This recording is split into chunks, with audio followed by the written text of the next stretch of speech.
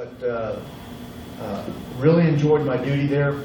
But I had, that morning of September 11th, I was serving as a military aide to a flag officer. I had an E-ring office, and I would step out to go to the men's restroom about 9:35, and at 9:37, Flight 77 would be deliberately crashed into the Pentagon at the intersection of the 4th Corps and the E-ring where I was located. By the Lord's grace, I'm still with you.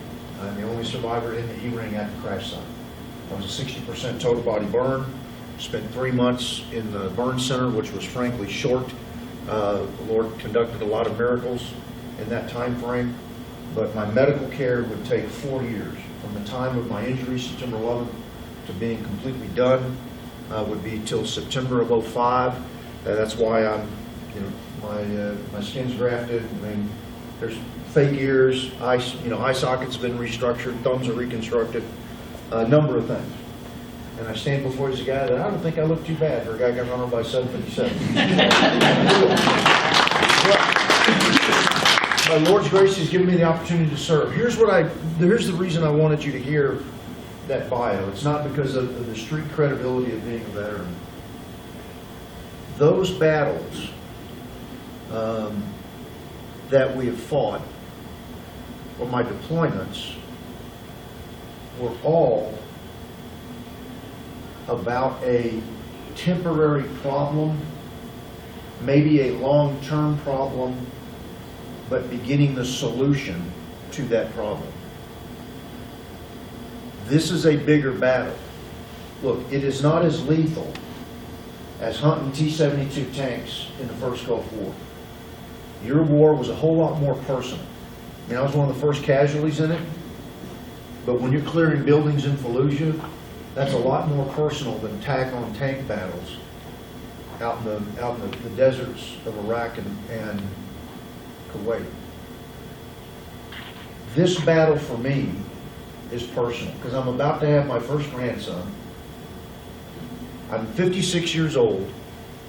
If I live 19 more years and hit 75, I've got 19 years left to do my best to help save this country in the political ramifications in which we find ourselves, to rebalance the role of the states back to what the founders intended in working with the federal government.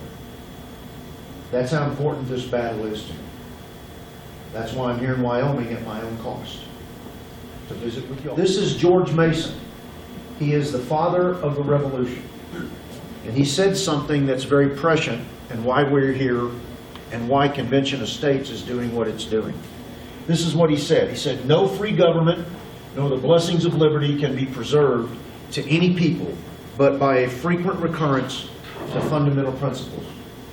My duty tonight is to go over those fundamental principles with you and have a discussion about the direction that our nation is taking and the role that the states play in our federal government." Here's what the founders gave us.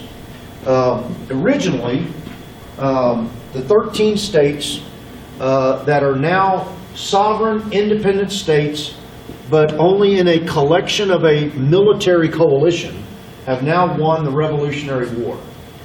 They now have the opportunity to form a national government because the Articles of Confederation, frankly, were too weak because you had 13 different states with 13 different governors. In fact, when you see Washington turning in his resignation to the Continental Congress as the commander of the Continental Army, he turns in 14 resignations. One to each governor and one to the Congress.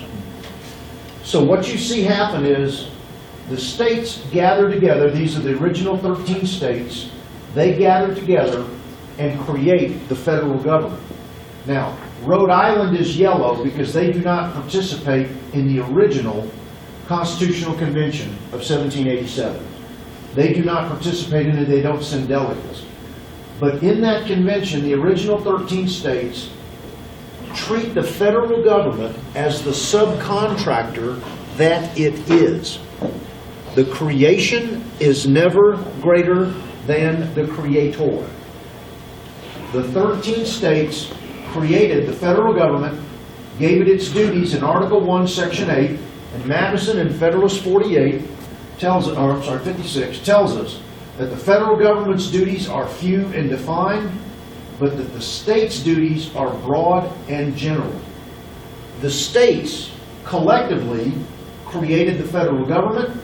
The states also charter and create individually as individual states, the cities, the counties, and the geopolitical subdivisions, be they your state universities, your municipal utility districts, hospital districts, any other taxing district or geopolitical subdivision of the state creates. That makes the states the nucleus of how we govern ourselves. They gather together collectively to give us the federal government, and individually they charter all sub-unified or sub-entities that are geopolitical sub-entities of each individual state.